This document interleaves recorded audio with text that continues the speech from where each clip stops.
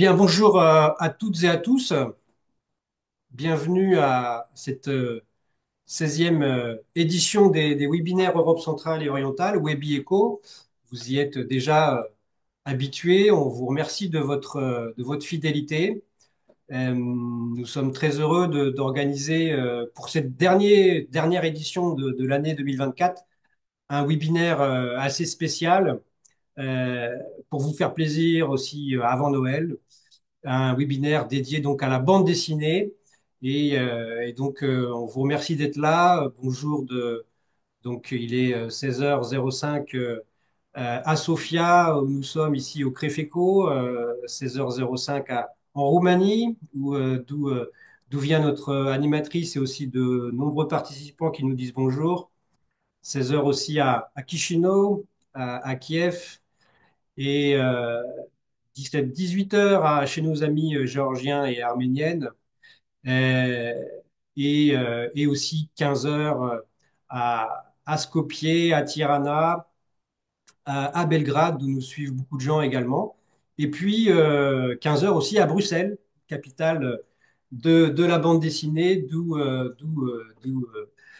sont installés nos invités spéciaux que nous présentera notre animatrice Bianca Daraba. Donc j'ai le plaisir de vous présenter Bianca Daraba, qui est donc professeure de français au lycée Ștefan cel Mare à Tourgoneams en Roumanie, dans le sud-est de la Roumanie, hein, c'est ça, en Bucovine.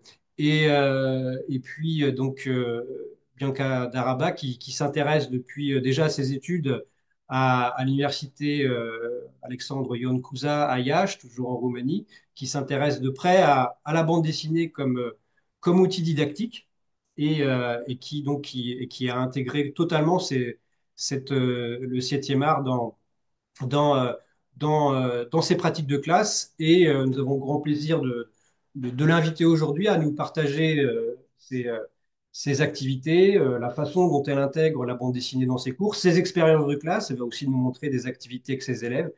Et puis, bien sûr, nous proposer une immersion en images, et pas seulement fixe, mais aussi en texte dans la bande dessinée francophone. Voilà, vous étiez 650 à vous inscrire à ce webinaire. Les chiffres montent, on est près de 160 personnes connectées.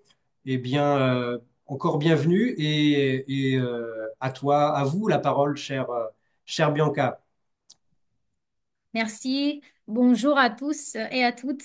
Ça fait très, très plaisir de voir autant de gens réunis autour du même sujet, la bande dessinée francophone. Et aussi, je me rends compte qu'on est tous ici pour le même but, rendre l'apprentissage du français plus interactif et surtout par la bande dessinée. Donc, on est tous un peu passionnés de la bande dessinée. Ce que je vous propose ce soir, c'est de interagir avec nous dans le chat, mais aussi à travers les activités qu'on va vous proposer. Vous allez voir, vous allez scanner des codes, vous allez nous parler aussi. Et j'espère que à la fin de ce webinaire, vous allez partir avec quelques astuces à mettre en pratique en classe ou quelques ressources que vous pouvez utiliser plus tard, cette année ou l'année prochaine, ou qui sait, à un moment donné. Donc, je vous invite à partager aussi vos expériences parce que je veux déjà introduire un concours qu'on va lancer. Bon, je vous explique maintenant, mais on va le lancer à la fin du webinaire. On va vous offrir 5 BD, c'est maman qui commande, que vous voyez ici, mais vous devez remplir un formulaire que je vais envoyer à la fin du webinaire jusqu'au 11 janvier. Et on vous demande de partager quelques propositions d'activités que vous avez déjà créées et testées en classe avec vos élèves, ou bah, bien sûr la bande dessinée et la star. Donc, on va choisir les meilleures activités, les plus créatives, les plus interactives, et on va vous envoyer cette bande dessinée que vous pouvez utiliser aussi plus tard en classe. Voilà, mais je vais vous en parler un peu plus à la fin quand je vais envoyer le lien. Alors, pour commencer, on va faire un petit voyage Je dis petit parce que la bande dessinée francophone, c'est un sujet assez vaste, mais on va parler un tout petit peu de ce que c'est la bande dessinée. Donc, on va définir un peu la bande dessinée. On va répondre à la question pourquoi utiliser la BD en classe de FLE, mais aussi comment l'utiliser en classe de FLE.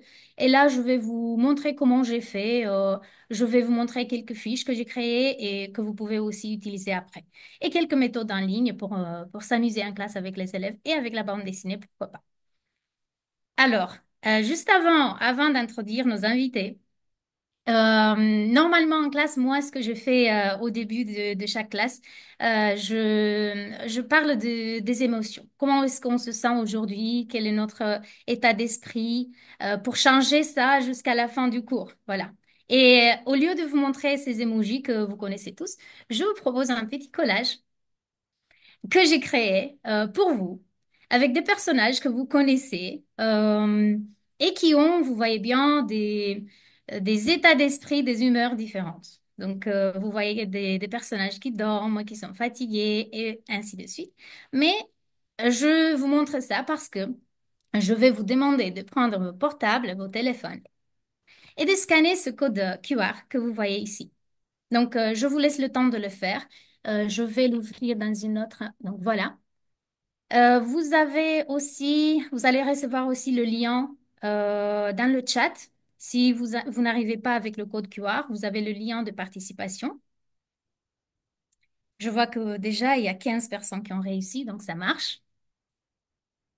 On va attendre quelques secondes.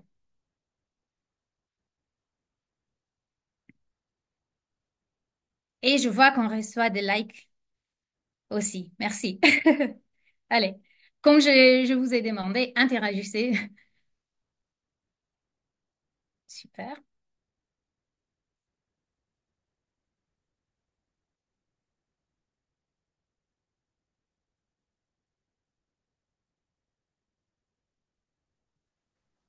Et donc, on va faire une petite activité, mais ce serait bien de garder l'application ouverte parce que plus tard, on va faire d'autres activités dans le même lien, sur le même lien. Donc, gardez le portable comme ça sur ce lien.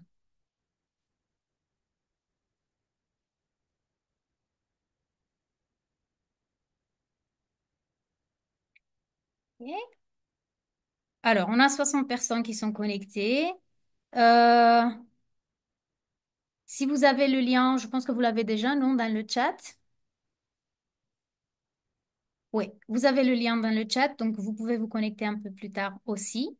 Et on va continuer et je vous montre l'image que vous avez déjà vue. Donc la question, c'est comment allez-vous aujourd'hui? Et je vais vous demander de cliquer sur le personnage auquel vous vous identifiez maintenant. Et on va faire un petit sondage pour voir qui est fatigué, qui est endormi, qui est amoureux, nerveux et ainsi de suite. Voilà, j'attends. Ah, ah. Il y a des gens qui dorment. Vous dormez et vous écrivez en même temps?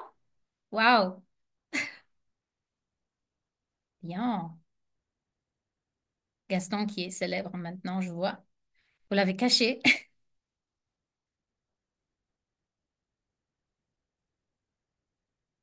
Hey, personne n'est nerveux.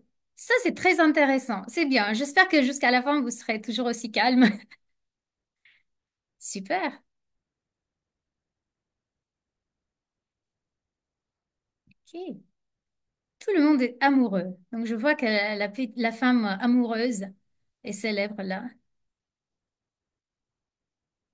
Quelqu'un est nerveux. Ouf. Désolée.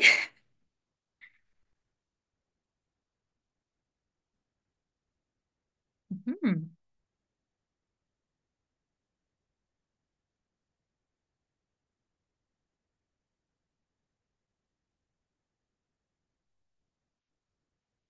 Ok. Alors, parce que je disais que c'est un sondage, je vois que la plupart d'entre vous, donc vous êtes plutôt joyeux. Voilà, on va choisir celui-ci. Donc, c'est bien. On va rester comme ça jusqu'à la fin. Et ce serait bien de le refaire à la fin, voir si ça change un peu et si ceux qui sont nerveux vont changer un peu. OK, bah, gardez l'application ouverte et moi, je vais revenir vers la présentation que je vous ai préparée. Et alors, parce que je veux pas vous faire attendre, avant de passer plus tard, de définir ce que c'est la bande dessinée, ainsi de suite, on va introduire nos invités. Et avant tout, je voudrais bien vous remercier d'avoir accepté de participer à notre webinaire. J'ai rencontré Abdel lors d'un festival de bande dessinée en Roumanie. C'était le hasard, mais voilà, c'est toujours un plaisir. Et là, on se revoit la première fois juste après, je pense, ce festival. Et Alcante, je l'ai rencontré en ligne, voilà, toujours en ligne, quand j'étais étudiante et que je faisais mon mémoire de master sur la mythologie en bande dessinée. Et j'ai choisi le mythe de Pandora Box, le mythe de Pandora, et j'ai trouvé Pandora Box. Donc voilà. C'est comme ça qu'on s'est croisés, disons, en ligne. Alors, nous avons le plaisir d'accueillir Abdel de Bruxelles, qui est dessinateur d'origine franco-marocaine, installé à Bruxelles. Il anime aussi des ateliers de création des BD, j'ai vu, et il propose aussi des concerts animés. J'espère bien qu'il va nous en parler un peu plus tard. Et aussi le scénariste belge Alkant, qui est auteur notamment de la série Pandora Box. Et vous allez voir que j'ai créé pour vous un dossier avec des fiches pédagogiques sur quelques planches de Pandora Box, donc on va en parler plus tard aussi. Et il a créé aussi le roman, l'histoire du roman graphique La Bombe. Alors, je vous laisse dire bonjour et après je vais vous poser quelques petites questions. Bonjour. Et bonjour tout le monde. On s'entend, c'est très bien. Alors, je commence. Donc, mes questions seront plutôt dans une direction didactique. Je me demandais qu'est-ce que les professeurs de français voudraient bien savoir. Donc, on croise ici les deux éléments essentiels de la bande dessinée. On a un dessinateur qui est Abdel et on a un scénariste qui est Alkan. Donc, je trouve que c'est génial que vous ayez pu nous rejoindre comme ça. Alors, la première question, je pense que si Abdel, voilà, pour Abdel. Abdel, pourquoi la BD? Pourquoi tu as choisi la BD? Alors déjà, bonjour à tous. Bonjour Alcante, que je ne connais pas et que je rencontre aussi aujourd'hui en ligne. Voilà. Bon, alors pourquoi la bande dessinée? Alors, la bande dessinée, déjà, pour moi, c'est un rêve de gamin. C'est-à-dire que lorsque j'étais enfant, la bande dessinée m'a fait rêver très très fort. J'ai pu m'identifier à pas mal de personnages de papier. J'ai pu vivre des histoires aussi merveilleuses les unes que les autres.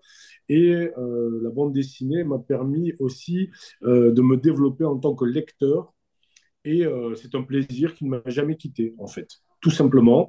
Et j'ai la chance, en tant qu'adulte, de pouvoir avoir le luxe de continuer à cultiver ce côté que j'avais dans mon enfance, qui est toujours là. Et évidemment, ça me permet toujours de voyager à travers des histoires, voilà, écrites souvent par des amis scénaristes, que je remercie. Voilà, Super. en gros. Et alors, même question pour Alcante. Donc, pourquoi la BD? Mais un peu comme Abdel, je pense que tous les auteurs de BD sont devenus auteurs de BD parce qu'ils adoraient ça quand ils étaient petits, quand ils étaient enfants. Moi, mes parents étaient abonnés aux deux revues principales de bande dessinée en Belgique et en France, à savoir Spirou et Tintin. Et donc, j'ai appris à lire en fait avec Spirou et Tintin. On les recevait chaque semaine et je savais que tel jour il y avait le Spirou, ou le Tintin qui arrivait. Et j'étais Mm. vraiment à chaque fois impatient. Et donc, avant même de savoir lire des lettres, j'avais l'impression rien qu'en voyant les dessins, de déjà beaucoup comprendre des histoires. Et j'avais des héros. Pour la petite histoire, le premier héros auquel je me suis identifié, c'était un petit Égyptien qui s'appelait Papyrus, qui vivait au temps des pharaons et des pyramides. Et donc, il était tout le temps en pagne. Et pour l'anecdote, un jour, sur une case, on le voyait dormir la nuit et il était en pagne, forcément. Et donc, moi, je m'étais mis en tête de convaincre mes parents de me laisser dormir en caleçon, tellement je m'identifiais à Papyrus. Mais en Belgique, la météo n'est pas tout à fait la même qu'en Égypte, donc ça n'allait pas tellement bien. Mais voilà, tout ça pour dire que c'est une longue histoire, la BD et moi, ça remonte à l'enfance. D'accord. Donc, c'est une longue histoire. Mais, Alcante, si tu pouvais choisir un mot pour décrire la BD, ce serait lequel? Je dirais passion. OK. Et Abdel? Moi, je dirais histoire. Histoire? Oui, tout à fait. Histoire. D'accord. Bah alors, ça me fait penser à la question suivante, puisqu'on a un dessinateur, un scénariste. Alors, la question suivante, c'est qu'est-ce qui est le plus important dans une BD? L'image ou le texte? Ouais. Justement, la spécificité de la BD, c'est de mélanger, c'est de profiter des forces tant du texte, de l'histoire, donc du scénario, que du dessin, et que l'un et l'autre se complètent. Donc, ce qui est le plus important, vous voyez mon assistante au passage. Ça va, Euh, c'est... Elle aime bien la BD aussi, on voit. ouais, voilà. Donc, le plus important, c'est que les deux fonctionnent bien ensemble. Voilà, c'était une question piège. Abdel, tu voulais dire quelque chose aussi?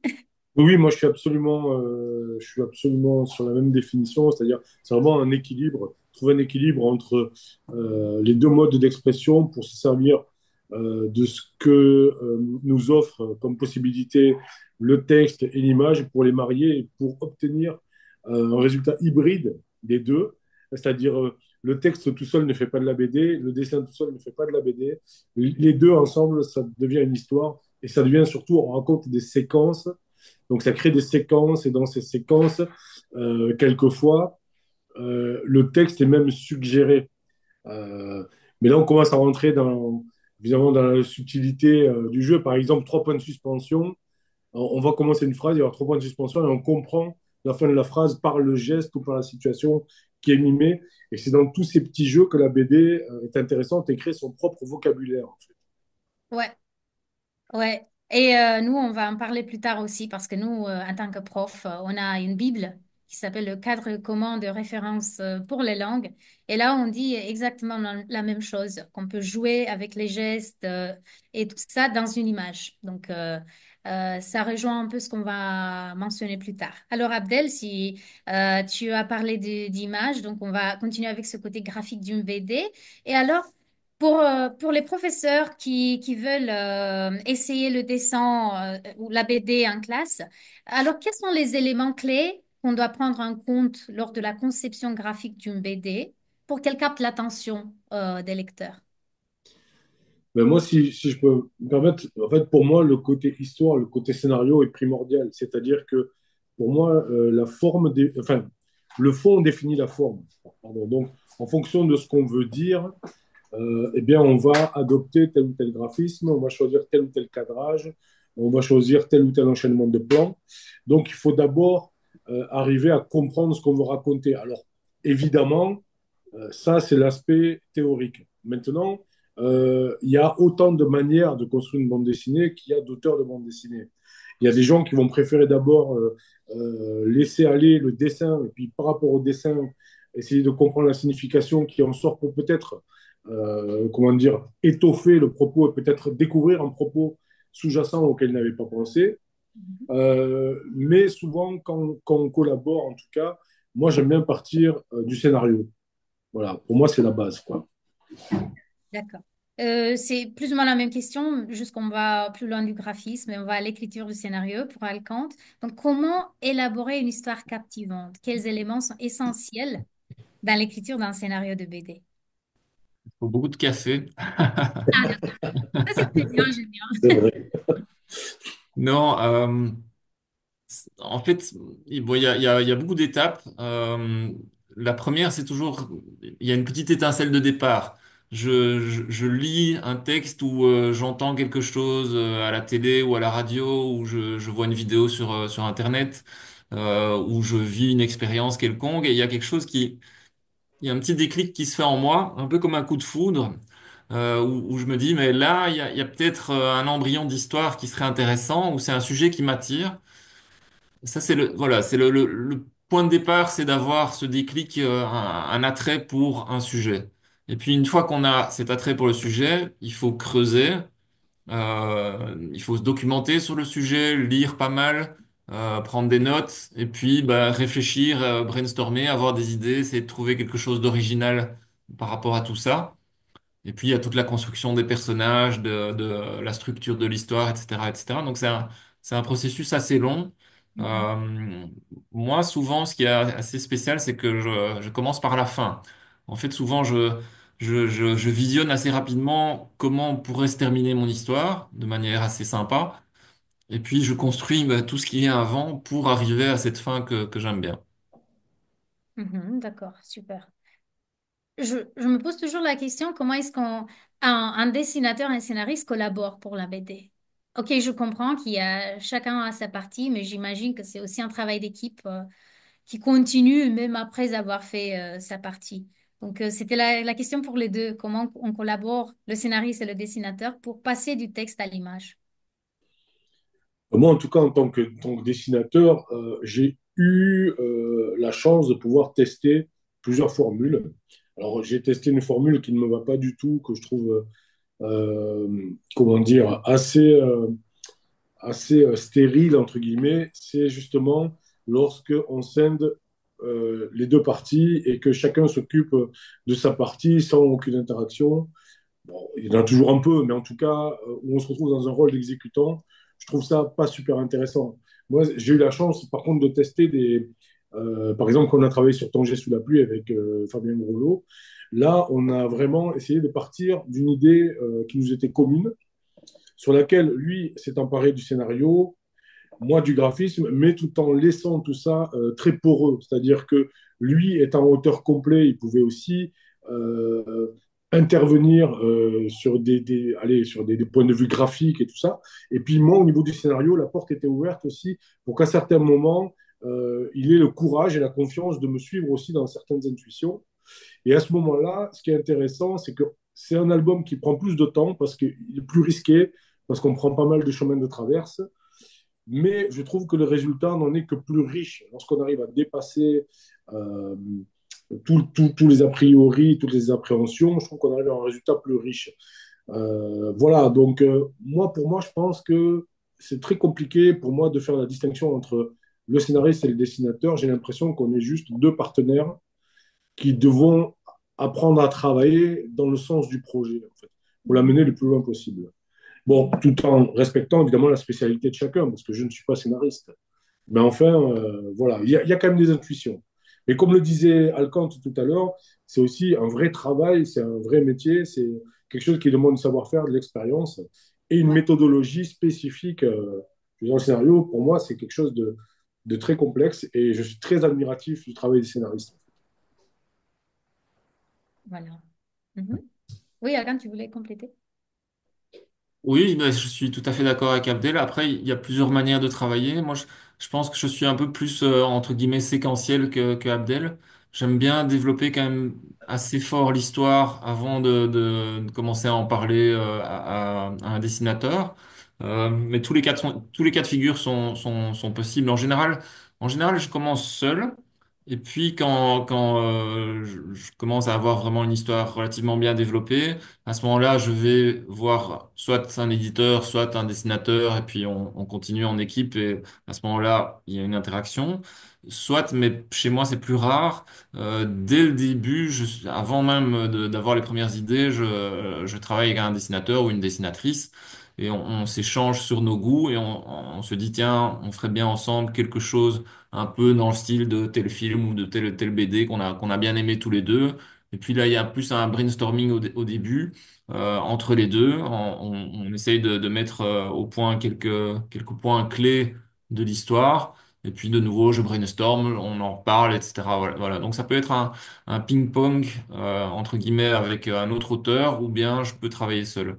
Mais quand je fais ce que j'appelle du ping-pong, donc des échanges continus d'idées, c'est plutôt en général avec un co-scénariste, parce que j'ai fait pas mal de co-scénarios qu'avec un dessinateur. Pour l'instant, j'ai travaillé relativement peu avec des dessinateurs euh, qui voulaient vraiment intervenir sur la structure de l'histoire, sur les personnages, etc. Mhm. D'accord. Je En vois. fait, lorsque moi je parle c'est très intéressant ce que tu dis là. En fait, moi, je veux clarifier mon propos là-dessus. Effectivement, lorsque Fabien travaille sur le scénario, c'est un peu comme tu dis, c'est lui qui vraiment gère la structure de l'histoire, va gérer tout l'aspect méthodologique au niveau du scénario. Et si tu veux, les interventions, elles vont se faire, mais sur cette base-là quand même. Tu vois, on n'est pas en tant que co-scénariste, hein, par contre. D'accord. Voilà, donc ça, c'est important de le préciser, quoi. Alors, juste si je peux rajouter une chose, parce que souvent les gens réalisent pas bien ce que c'est un scénario de bande dessinée. Ce que moi j'appelle un scénario de bande dessinée et ce que je donne aux dessinateurs finalement, c'est vraiment une description de toutes les cases que le dessinateur va devoir dessiner avec les dialogues. Donc c'est assez précis. Mais après, donc le dessinateur commence à travailler sur les planches, m'envoie c'est ce qu'on appelle les storyboards, donc des brouillons de planches, et puis les crayonnés, l'ancrage, les couleurs, etc. Mais quand je reçois les dessins du dessinateur, je ne m'amuse jamais à aller vérifier s'il a bien suivi mon scénario. À ce moment-là, tout ce qui est important, c'est que la planche marche en tant que telle. C'est beaucoup plus important que la planche marche, même si c'est un peu éloigné de mon scénario, que de respecter mon scénario à la lettre et que finalement ça marche pas tellement sur papier. Donc voilà, tout ça pour dire que je laisse une certaine marge d'interprétation quand même au dessinateur par rapport à mon scénario. Mhm. Je vais juste vous quitter 10 secondes parce que je dois aller ouvrir la porte à mon chat, sinon il va défoncer la Oui, porte. ok. Je veux dire que ça m'intéressait, ce petit débat entre vous, parce que moi, j'ai commencé un projet avec les élèves où on est en train de créer notre bande dessinée. Donc, on fait le scénario en classe et ça m'intéressait un peu comment les faire travailler ensemble, mais aussi qu'ils aient chacun son travail. Donc, merci, c'est enrichissant. J'ai pris des notes. Donc, je veux mettre ça en pratique. C'était ça les questions plus didactiques auxquelles j'ai pensé. Maintenant, je voudrais bien que vous nous parliez un tout petit peu de vos projets à vous euh, pour pouvoir vous suivre plus tard, pour participer, acheter vos BD. Donc voilà, quelles sont vos nouveautés en matière de BD? Quels sont vos projets pour l'avenir? Donc, Alcante, si le chat est sorti, Mais moi, j'ai eu une année 2024 assez chargée avec pas mal de sorties. Donc la suite va être un peu plus calme. Mais en 2024, j'ai sorti. Je vais peut-être montrer les albums à l'écran, ce sera plus simple. on Je vais réussit essayer. à cause du fond, parfois, c'est difficile, mais on va voir. Ouais. Bon, en attendant, j'ai vu Abdel sur... Je suis de toi. Ça va. Voilà, Voilà. désolé. Je sais pas si ça a marché. Donc là, je suis en train de travailler sur. Non, ça passe pas trop. Les Sur petits une bouts. adaptation d'un roman, un roman très célèbre de Ken Follett qui s'appelle Les Piliers de la Terre. Et ça tourne autour de la construction d'une cathédrale au Moyen Âge en Angleterre, en pleine guerre de succession. Donc, il y a des trahisons, de l'amour, de la guerre, un peu de tout, voilà. Donc là, le deuxième tome vient de sortir. Ce sera en 6 tomes. Donc là, je suis assez fort occupé là-dessus. Et c'est vraiment, en fait, c'est pas une commande de l'éditeur. C'est vraiment moi qui suis allé, qui ai pris mon bâton de pèlerin, qui ai été voir des éditeurs en leur disant ce roman-là, il est fait pour être adapté en BD, il faudrait vraiment l'adapter en BD, etc. Donc voilà, c'est aussi venu d'une passion. Ça, c'était enfin, une sortie récente. Une autre sortie récente, ça s'appelait Whisky San. Whisky San, c'est, comme son nom l'indique, c'est l'histoire du fondateur du premier whisky japonais. C'est un certain Masataka Taketsuru qui est parti du Japon. Il est parti du Japon en 1918, donc il faut quand même le faire. Il est allé étudier la distillerie en Écosse parce qu'il s'était mis en tête de faire du whisky au Japon, ce qui était complètement aberrant à l'époque. Et donc en 1918, il est allé en Écosse. Il a rencontré, enfin, il a suivi des cours. Il s'est renseigné sur la fabrication du whisky. Puis il a rencontré une Écossaise dont il est tombé amoureux. Ils se sont mariés contre l'avis de leurs parents respectifs. Et puis, du coup, plutôt que de retourner au Japon faire du whisky, il a d'abord essayé de faire du saké en Écosse. mais ça n'a pas marché, curieusement. Donc il est quand même retourné au Japon. Il a réussi à faire son whisky japonais, qui est devenu la célèbre marque Nikka, qui est une marque très connue des amateurs de whisky. Donc voilà, c'était une histoire qui mêlait différentes cultures, des paysages du Japon et de l'Écosse. C'était, voilà, j'y connais rien en whisky, mais je trouvais que l'histoire était vraiment intéressante. Donc on l'a adapté en BD. Ensuite, j'ai adapté un autre fait historique qui s'appelle la diplomatie du ping-pong. La diplomatie du ping-pong, c'est une histoire vraie qui s'est passée en 1971. Peut-être que les personnes ici ont vu le film Forrest Gump. Dans le film Forrest Gump, on voit Forrest Gump qui joue un match de ping-pong contre un Chinois devant des milliers de Chinois. Et en fait, c'est l'histoire vraie derrière ce match qui a vraiment eu lieu. Donc, ça se passe en 1971. Il n'y avait plus de relations diplomatiques entre la Chine et les États-Unis. Et il y a un jeune hippie qui s'est lié d'amitié avec le triple champion du monde chinois. Donc un hippie américain qui s'est lié d'amitié avec le triple champion du monde chinois. Et de fil en aiguille, ça a permis la reprise des relations diplomatiques entre les deux pays. Voilà. Et alors, le dernier album dont je voulais vous parler, c'était G.I. Gay, qui est sorti aux éditions Dupuis dans la collection Air Libre, où là, ça part aussi de faits historiques réels, mais que j'ai complètement romancé par la suite. Donc, à savoir qu'en 1942, quand les États-Unis sont rentrés en guerre, ils ont engagé tous des psychiatres pour examiner toutes les recrues dans le but d'éliminer de l'armée toutes les recrues qui ne satisfaisaient pas l'armée, donc à savoir les dépressifs, les alcooliques, les délinquants, les mythomanes, etc. Ils avaient fait toute une liste, et dans cette liste, ils avaient inclus les homosexuels à l'époque, les homosexuels étaient considérés au mieux comme des malades mentaux et on les envoyait dans des hôpitaux, et au pire comme des criminels qu'on envoyait en prison. Et donc voilà, mon personnage principal est un psychiatre engagé pour faire ce boulot-là, sauf que lui-même tombe amoureux d'un soldat. Donc il y a toute une histoire d'amour caché qui va s'en suivre forcément. Voilà, ça c'était mon actualité. Super, donc c'est vraiment une année très chargée. Oui, oui, oui. Ouais. D'accord, super. Merci. Et Abdel? Et moi, en fait, j'ai sorti un album pour une association qui vient en aide aux sans-abri, qui s'appelle Lilo en Belgique. Ça s'appelle Un petit expresso sans sucre. Ça raconte l'histoire d'un travailleur précaire qui vit dans sa camionnette. Là, je suis en train de travailler sur une histoire courte pour le magazine Métal Hurlant. Voilà, je suis en train de faire euh, aussi donc une série sur aussi les sans-abri pour un journal sur Instagram qui s'appelle Matin, quel journal. Et ensuite, j'entame un nouvel album pour Dargo, un nouveau voyage de Matisse à Tahiti, en fait. Voilà. Super. Donc Et, des... et le concert, évidemment, le spectacle, concert dessiné autour de Tanger sous la pluie, qui s'appelle Zora, qui est un spin-off de l'album que nous avons fait chez Dargo. Voilà.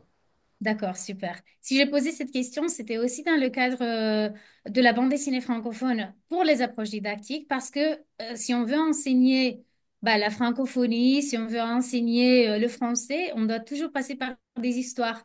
Donc, c'est toujours intéressant de trouver, nous, en tant que professeurs, quelque chose qui nous intéresse et après aller plus loin, faire un choix et aller plus loin dans nos classes. Donc, c'était pour ça la question, en fait, pour que nous, les professeurs, puissions choisir ce qui nous intéresse et aller un peu plus loin dans la didactique, qu'on va aussi voir un peu plus tard. Alors, je vous remercie beaucoup, c'était enrichissant. Ça nous a fait réfléchir à comment introduire la BD en classe de façon technique. Et donc, si vous voulez rester avec nous, vous êtes les bienvenus.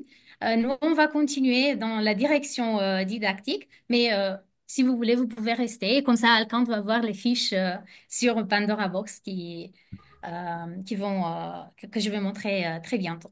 Donc, Moi, merci. ça aurait été avec grand plaisir, mais malheureusement, je dois vous quitter parce que j'ai une rencontre juste après. Mais merci beaucoup pour l'accueil. Et puis, à très bientôt, quoi. À très bientôt. Merci. Je sais que tu es à Casa et que tu as des projets. Merci, Tout à Abdel. fait. À très bientôt. Au revoir. Au revoir.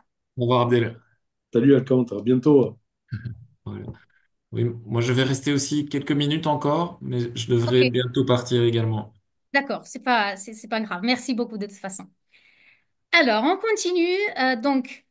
Pour en tirer une conclusion de toute cette discussion, si j'ai posé cette question, c'était aussi dans le cadre de de la BD en classe de FLE. Comme je disais, il faut bien choisir les histoires. Il faut choisir des histoires qui nous intéressent, nous, mais surtout nos élèves. Et on va en parler plus tard. Pourquoi c'est important ce choix? Parce que ce qui nous intéresse, nous, peut-être c'est pas intéressant pour nos élèves. C'est pour ça que j'ai choisi d'avoir un dessinateur, un scénariste, pour voir comment ça marche techniquement, les BD qu'on va utiliser nous-mêmes. Alors, définition du sujet, c'est quoi la bande dessinée? Donc, c'est quoi la BD pour vous? Alors, je vais vous demander de revenir sur le lien que vous avez vu avant. Et vous avez là la question, la BD, c'est quoi? Écrivez des mots-clés. Alors, écrivez des mots-clés, juste des clés qui vous inspirent quand vous pensez à la bande dessinée.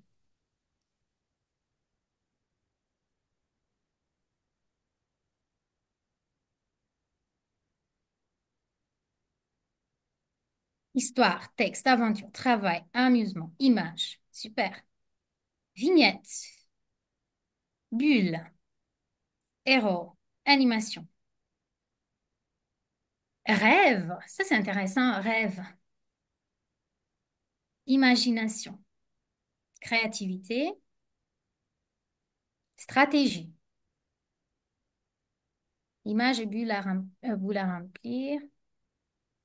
Onomatopée. Super. Ce sont surtout des mots qu'on va trouver dans la présentation d'aujourd'hui euh, et on va répéter, répéter, répéter. Ludique. OK, je vais arrêter les réponses et comme ça, on peut lire quelque chose. Oui, super. Enfance, ça on va en parler. Enfance, récit, dessin, imagination, en pratique. Alors, je vous propose un petit jeu. Restez avec nous ici. Alors, il y a une question. Vous regardez cette image. Est-ce que cette image, c'est une planche de bande dessinée et vous allez choisir oui ou non? Donc, est-ce que vous pensez que c'est une planche de bande dessinée? Donc, vous voyez l'image. OK, je vais revenir. Normalement, je devrais voir les résultats. Voilà. Résultat, oui, oui, oui, oui. C'est vrai. OK. D'accord. On continue avec une deuxième image. Est-ce que cette image représente une planche de bande dessinée?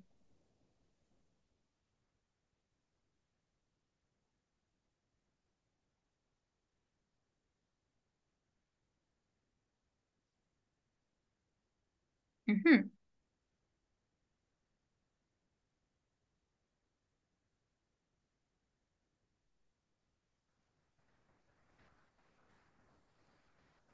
D'accord. OK.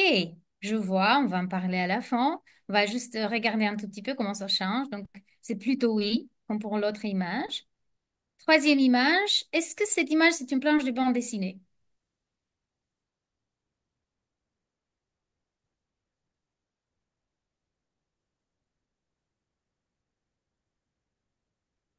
Ah, ça change.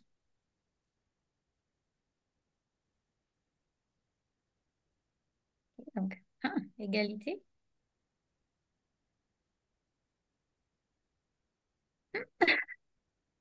OK. Donc, c'est plutôt non. Mhm. OK, c'est plutôt non. On continue. Est-ce que cette image, c'est une planche de bande dessinée?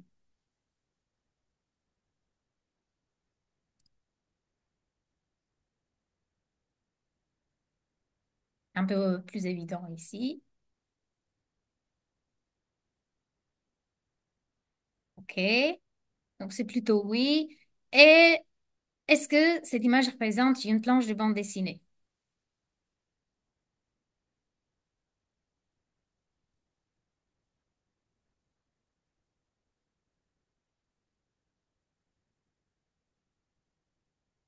Mhm. OK. D'accord. Alors, on va revenir, rester sur le lien. On va en revenir plus tard. Donc, toutes les images que vous avez vues sont des bandes dessinées, oui. Euh, et si on parle de bandes dessinées, comme nos invités ont dit, on parle surtout de l'image. Donc, on a vu aussi des bandes dessinées muettes, mais l'image était toujours là. Donc, l'image qui est très importante, mais qui elle-même, elle a une structure de narration déjà, parce qu'elle a existé avant les lettres. Et dès le début, on savait que l'image peut montrer une histoire, peut avoir un récit, le contenu d'un récit. Et là, on peut parler de cette broderie narrative du XIe siècle qui a 70 mètres, la tapisserie de Bayeux. En fait, dans cette tapisserie, il y a un enchaînement d'images, donc un récit, une histoire. Donc, quand on pense au début, on pense aux éléments essentiels, on va dire image. Ça, c'est une définition très importante parce que on dit que la bande dessinée, c'est texte fait image et image fait texte. Donc, les deux se complètent. Les deux doivent doivent se compléter. Pas forcément dire la même chose, mais se compléter. Alors, elle est née sous sa forme actuelle au 19e siècle, d'abord en Europe, puis aux États-Unis.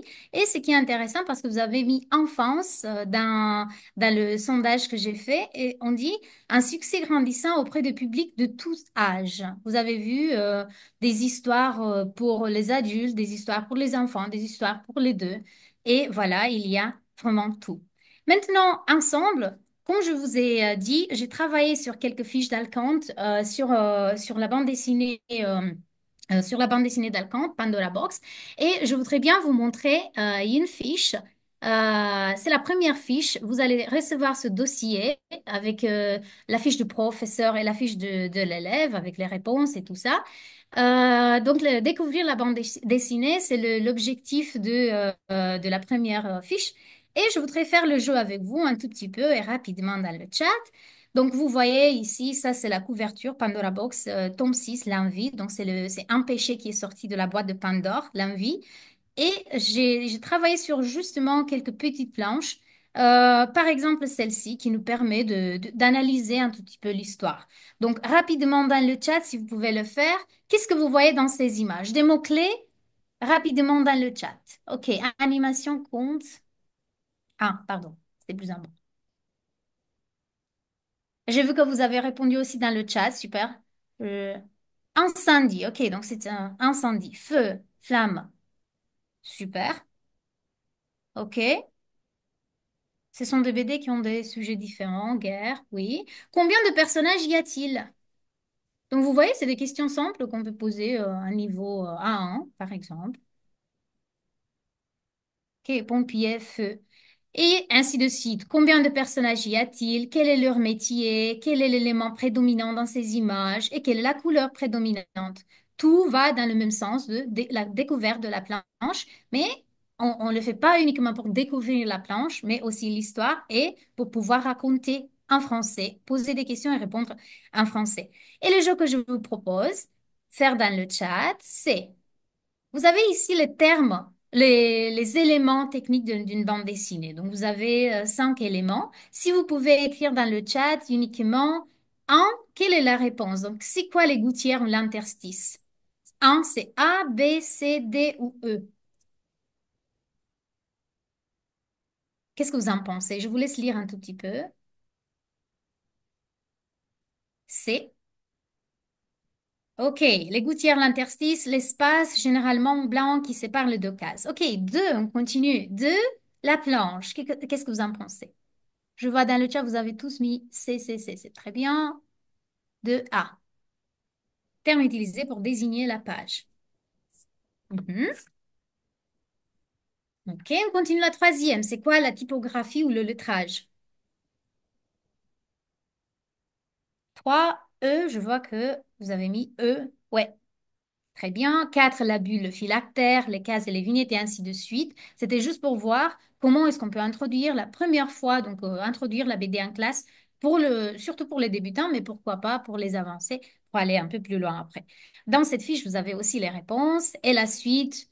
Là, on va voir s'ils ont bien retenu. J'ai mis des chiffres et ils vont trouver quelle est la case numéro 1, lequel est l'interstice 2 et ainsi de suite. Donc, voilà, vous allez pouvoir découvrir par vous-même ces planches, ces activités que j'ai proposées et qui vont, donc n'oublions pas, la fiche numéro un, c'est le but, c'est de découvrir la bande dessinée, les éléments, le type de case, pourquoi c'est important, comment est-ce qu'on met les cases, si c'est vertical, si c'est horizontal et ainsi de suite. D'accord. On va continuer avec la deuxième partie, pertinence de la BD en classe de FLE et pourquoi. Alors, pourquoi est-ce on devrait, pardon, utiliser la bande dessinée en classe de FLE? Et pour la dernière fois, je vais vous demander de revenir sur le lien, le code QR. Vous pouvez aussi répondre dans le chat si vous ne pouvez pas l'ouvrir. Pourquoi la BD en classe de FLE? Et là, alors, qu'est-ce que vous en pensez? Si vous pouvez mettre quelques mots-clés ou une petite phrase, pourquoi utiliser la bande dessinée en classe de FLE? Quels sont les éléments? Je vois dans le chat pendant que j'attends, intriguer les élèves, motiver les élèves, captiver les élèves. Ok, un mot-clé, imagination, je vois Luminita, motiver. Créer et s'amuser, c'est très important. Capter l'attention, motiver les élèves à travailler. Aborder différents types d'écrits, très bien. Ouais, motivation, c'est amusant. Ça peut être aussi sérieux de temps en temps. Jeu, créativité, divertissement, plus d'interactivité. Mhm. D'accord? Et dans le chat, ça continue. Vous avez de nouveau le lien. Amuser, attirer, diversifier les activités, c'est très important ça. Travailler la compréhension écrite de façon ludique. Très bien. Renforcer le vocabulaire. Ouais. Et on va aller plus loin du vocabulaire. Vous allez voir les fiches. Vocabulaire, grammaire, syntaxe, lexique, pardon, lexique, vocabulaire. Et francophonie, pourquoi pas. Détente, changement. C'est simple. OK, c'est simple si on peut le rendre simple. Ça peut être aussi parfois compliqué. Mais notre but, là, en tant que professeur, c'est de le rendre simple et utile dans l'apprentissage du français. Super. Alors, là, je vous promets, on va plus revenir sur cette... voilà, c'est terminé. Vous pouvez éteindre vos portables, vos téléphones. Et quand j'ai préparé cette présentation, j'avais très faim, mais j'avais tellement faim que je voulais abandonner la bande dessinée et aller manger un burger. Attention, le burger est végétarien dans l'image, ne vous inquiétez pas, j'ai pensé à ça aussi.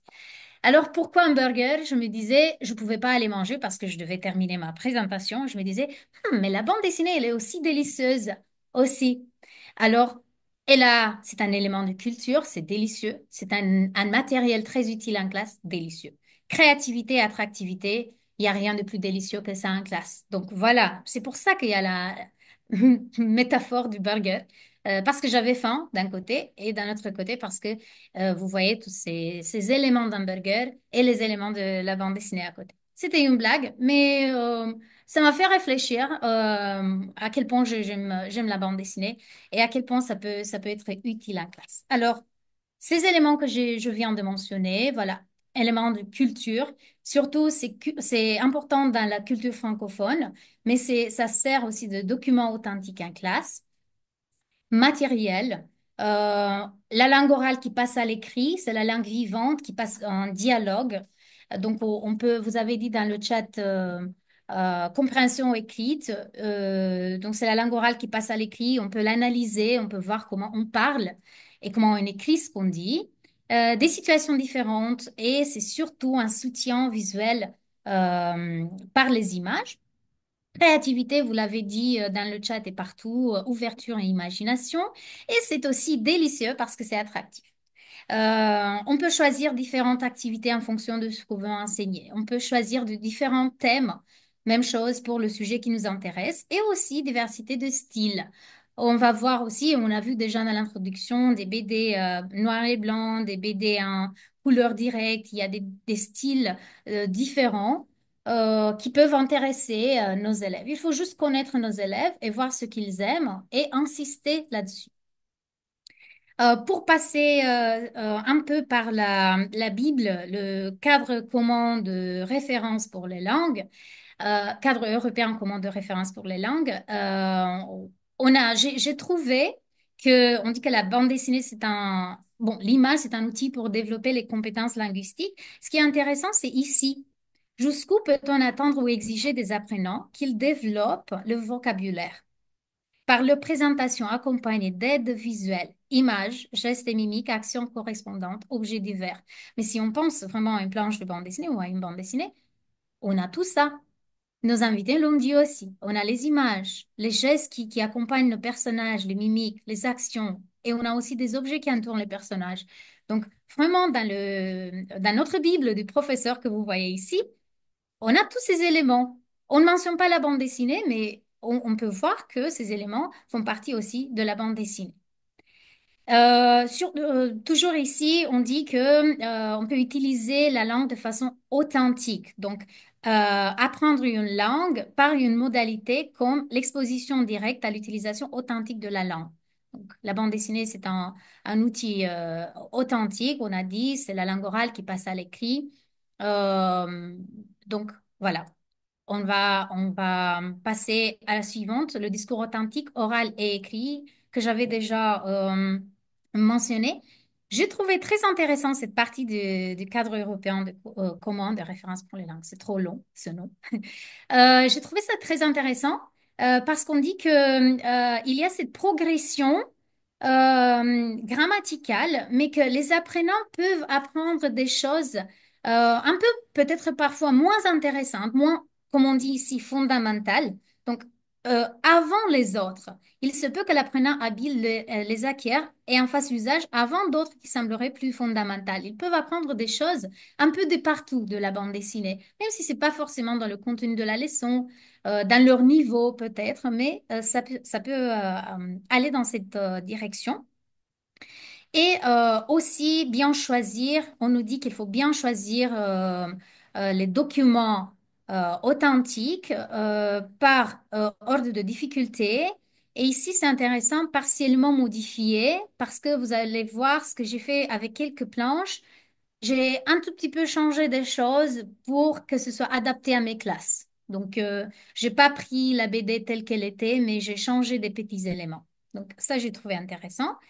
Et dans un article, et c'est la dernière définition que je vous montre, ou la dernière, disons, partie théorique, la bande dessinée favorise son indépendance vis-à-vis de l'adulte. Je pense que Alcan disait qu'il comprenait tout seul, il était fasciné par l'histoire, par les images, il comprenait déjà ce qui s'est passé. Donc voilà, c'est cette impression de l'enfant qu'il peut comprendre d'un seul coup d'œil une situation qu'un récit purement verbal ferait paraître compliqué, le langage qui accompagne la représentation picturale est volontairement simplifié pour privilégier l'image, d'une part, et permettre à l'enfant de saisir l'essentiel, d'autre part. Je pense que c'est de là qu'on doit commencer.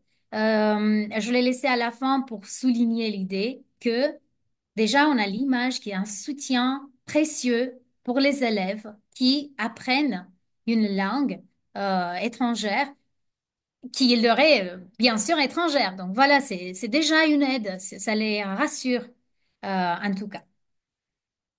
Voilà. Et alors, la partie très concrète, pratique. Comment utiliser la BD en classe de FLE? Ce que je vais vous montrer après, c'est ce que j'ai fait en classe. Donc, soyez libre à adapter tout ça parce que vous allez recevoir la présentation. Adapter, changer. Peut-être que pour vos élèves, ça peut pas fonctionner. Pour les miens, ça a fonctionné. Parfois, j'ai changé des choses qui n'ont pas bien marché. Je suis arrivée à ces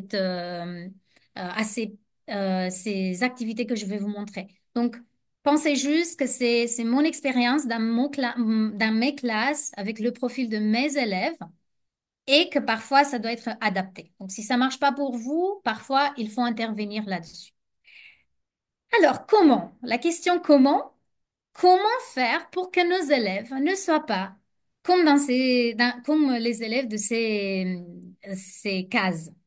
Comment faire pour que les élèves ne soient pas si ennuyés, comme ici, ou comment les nommer ici? Trop actifs dans une direction qui ne nous convient pas du tout. Donc, comment faire pour que nos élèves soient attirés par le français, par nos classes aussi, Alors, je veux proposer quatre parties qui vont essayer. Donc, j'ai essayé de répondre à cette question. Comment? D'un côté, moi, ce que j'ai fait la première fois, c'est de choisir des bandes dessinées pour pouvoir interagir avec les scénaristes ou les dessinateurs ou les critiques des bandes dessinées. Parce que ça, c'est dans leur réalité, c'est dans leur quotidien. Parfois, c'est pas très intéressant pour eux de lire quelque chose de quelqu'un qui n'est plus vivant ou qui est trop difficile pour eux. Donc, c'est pour ça que je me disais que inviter ces deux personnes, le dessinateur et le scénariste ici avec vous, c'était juste pour vous montrer qu'on peut faire ça en classe aussi. Parce que moi, j'ai invité des amis ou d'autres dessinateurs en classe en ligne pour 5 minutes parler de ce qu'ils ont dessiné, ainsi de suite, mais c'était en français. Donc, c'est ça le but. Après, on va parler de quelques fiches de travail, quelques projets de classe, BD, romans, photos que j'ai fait et quelques bandes dessinées qui ont été adaptées. Et alors, la première partie, interagir avec les scénaristes, ça, on l'a déjà vu. Donc, choisir des BD contemporaines pour communiquer avec les auteurs et aussi pour avoir accès à des vidéos avec les auteurs, pour voir qui est cette personne qui a imaginé cette histoire magnifique qu'ils vont adorer ou qui est cette personne qui a dessiné cette histoire. Alors là, je vais vous envoyer ça. C'est juste la présentation. C'est une vidéo d'Abdel qui était en ligne et aussi une interview que j'ai eue avec Alcante pendant mes études à la fac, quand j'avais besoin de quelques réponses pour faire mon mémoire de master. Et ici, c'est le lecteur Olivier Noël qui, en fait, a été celui qui a déclenché cette passion de la bande dessinée euh, de façon didactique pour moi. Donc, c'est avec lui que tout a commencé. Je ne sais pas si il est toujours... je pense qu'il est là. J'espère bien qu'il est là. Et je veux lui dire merci aussi parce que c'est avec lui que tout a commencé. Voilà. Alors, pour interagir avec les auteurs, là, vous avez une bande dessinée que j'ai adorée. C'est l'histoire d'un euh, garçon, d'un photographe qui a un manque d'inspiration et qu'il veut trouver son inspiration. Voilà, il tombe amoureux, il passe par plusieurs étapes de sa vie, il perd des gens aussi. C'est une histoire très humaine. Mais aussi, je l'ai choisi parce que cette bande dessinée a reçu le prix du meilleur album au Festival de bande dessinée d'Angoulême en 2004, hein. Et si j'ai mis ça, c'est juste pour voir que vous pouvez demander aux élèves d'aller sur Instagram et regarder Manu Larsenet, l'auteur de la bande dessinée, qui parle de sa bande dessinée préférée, qui n'est pas la sienne. Un mélange de bande dessinée, de poésie et de mystère. C'est la quintessence de la BD moderne pour moi.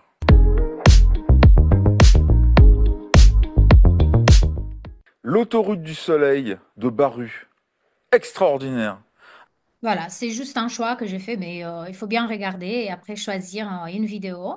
Et là, par exemple, sur YouTube, il y a pas mal de vidéos de Manu Larsenet qui dessinent ses personnages. Donc voilà, on peut faire dessiner nos élèves. Pour dessiner un visage, on fait son encombrement, on place le nez, les yeux, la bouche, l'oreille, l'axe du cou, puis après on peut s'amuser. Bon. Une fois qu'on a fait ça, c'est assez chiant en fait. Bon, moi, je trouve ça intéressant de montrer aux élèves bah, le vrai visage de l'auteur, le vrai visage du scénariste, dessinateur. Et aussi, sur cette vidéo, par exemple, on peut faire une activité, on peut faire un QCM, on peut imaginer des activités plus loin de la BD. Donc voilà. Aussi dans cette interaction avec les auteurs, les cahiers d'Esther, c'était pour moi un coup de foudre parce que c'est l'histoire d'une fille qui s'appelle Esther. Il y a plusieurs albums. Ça a commencé avec les histoires de ses 9 ans et maintenant c'est sorti le dernier 18 ans. Donc c'est l'histoire d'une fille, d'une vraie fille qui était la fille d'un couple d'amis et qui raconte à Riyad Satouf l'histoire de sa vie, ce qui se passe à l'école. Donc, c'est vraiment une histoire d'adolescente, les problèmes que les adolescents rencontrent à l'école, des thèmes très divers, comme aussi le harcèlement, par exemple, ce qui me passe maintenant par la tête, mais il y a vraiment tout. Donc, voilà l'interaction avec l'auteur qui parle de... Salut, c'est Riyad Satouf, je suis auteur, dessinateur et c'est moi qui fais les cahiers d'Esther. Et on est sur France Inter. Alors pour dessiner Esther, eh bien, il y a, je dirais, trois grandes façons de le faire parce qu'en fait, elle a trois âges durant la série. Disons, je pense que son dessin a un peu évolué trois fois. Alors après, je le contrôle pas vraiment, la façon dont son dessin évolue. Voilà. Mais sur cette bande dessinée, de cette bande dessinée, on va parler un tout petit peu plus tard, quand je vais vous montrer une vidéo, parce que cette bande dessinée a été aussi adaptée en dessin animé. Et c'est passionnant. Vous allez voir, je vous montre un peu plus tard. Mais maintenant, on est sur la partie de l'interaction avec les auteurs, les dessinateurs.